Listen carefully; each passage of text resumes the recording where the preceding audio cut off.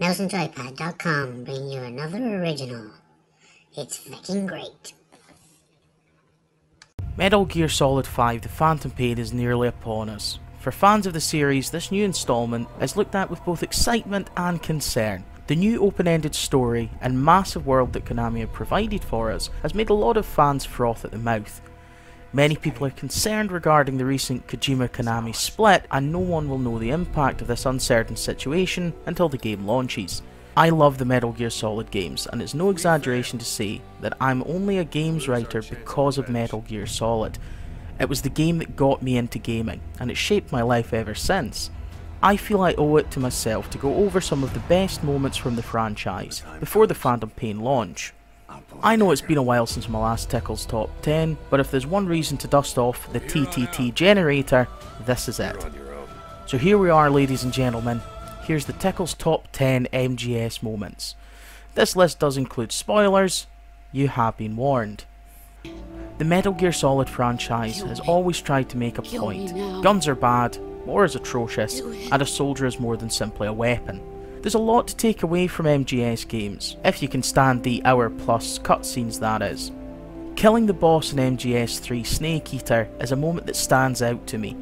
It's the moment that we learn our old mentor is not a traitor. We learn that she was a double agent who was trying to save the world. All of that would be lost without a moment at the end of Snake Eater.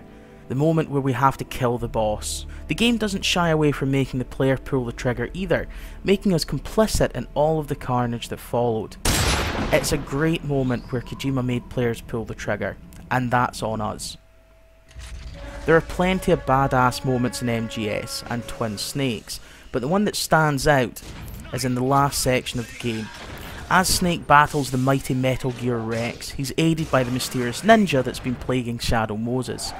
We learn that the ninja is none other than Grey Fox, an old soldier that Snake thought long dead. Well, he's not, and the battle between him and Rex is a fantastic one. Grey Fox sacrifices himself so that Snake has a chance at stopping Liquid from unleashing Rex's power.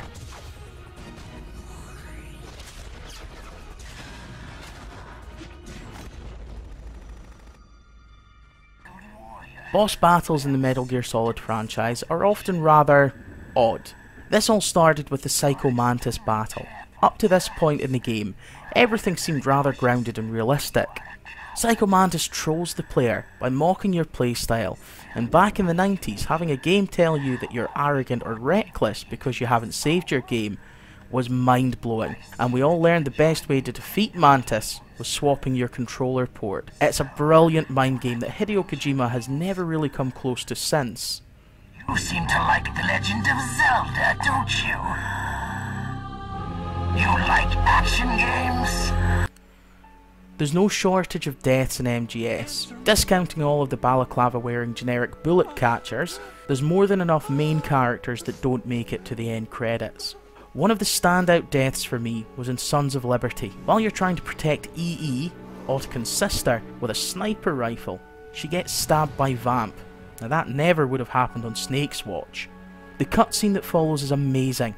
We see Otto grow as a character outside of the usual codec chats that we've experienced up to this point. The resolve that Snake talks into Otto is inspirational, and that publicity shot, hell yeah.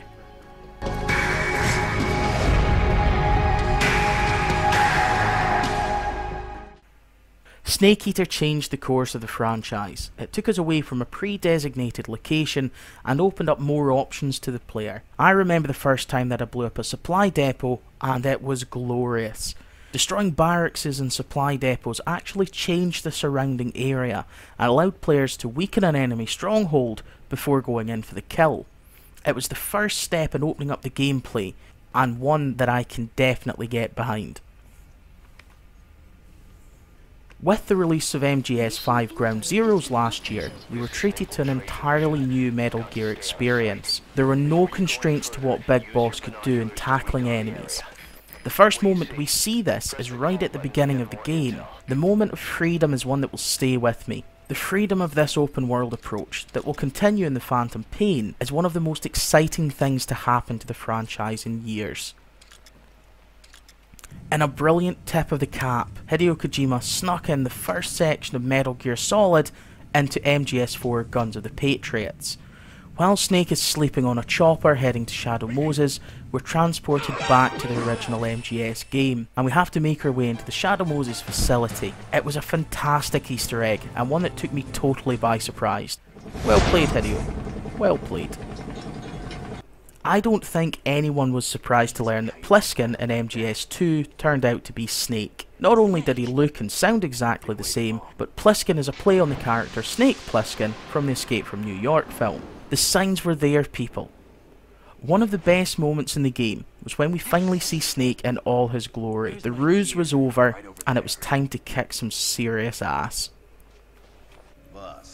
For me, one of the most memorable moments in all of gaming was the torture sequence in MGS. It's been copied time and time again, but none of those have had the same impact. Let me paint you a word picture. There I am, 10 years old, frantically trying to tap the circle button as fast as I could on my PlayStation controller. My chubby little fingers couldn't hack it, and I would inevitably have to concede defeat. All of this was done with the knowledge that I was killing Meryl. I felt horrible. For the first time in my gaming life, I was responsible for failing. I wasn't bestied or outmatched by an enemy, I just couldn't hit the damn button fast enough. Sorry, Meryl. Above all of the amazing moments in the franchise, counting all of the backcrap crazy stuff that managed to wiggle its way into subsequent titles, my favourite and the best MGS moment of all time is one that happens over and over again. When Snake dies, we get the iconic MGS soundtrack playing over the options to retry or quit. I loved hearing my comrades scream out for Snake, and it's now been a running joke between a few of my best friends for over 15 years. What can I say? I love it. There we are, folks, my top 10 moments from the Metal Gear Solid franchise. Do you agree with my list? Do you think there's anything that should have made the cut but didn't? Let us know in the comments, like, subscribe, and make sure to stick with Mouse N Joypad for our review of Metal Gear Solid 5 The Phantom Pain. Kept you waiting, huh? We won't keep you waiting.